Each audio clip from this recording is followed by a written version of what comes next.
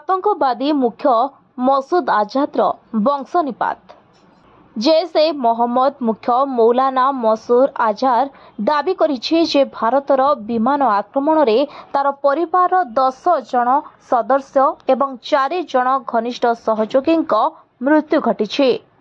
पहलगाम आतंकवादी आक्रमणर प्रतिशोध नेबाकु जाई भारत ऑपरेशन सिंदूर अधीन रे पाकिस्तान रे गत मंगलवार विलंबित राति रे टार्गेट आक्रमण करितला।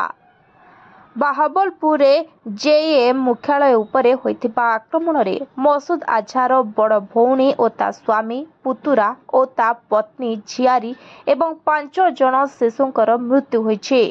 आझार कहिछि जे एथिपाई पश्चाताप करूनाही कि दुख करूनाही। से कहिछि एही 14 जनक सुख यात्रा रे मु शामिल होई थांती जदि भलो होई थांता।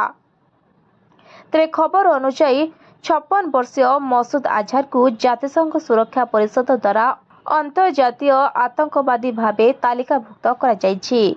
2001 संसद आक्रमण, 2008 मुंबई आक्रमण, 2016 पठानकोट आक्रमण एवं 2019 पुलवामा आक्रमण समेत भारत रे एकाधिक आतंकवादी आक्रमणर षड्यंत्र रे से थिला शामिल।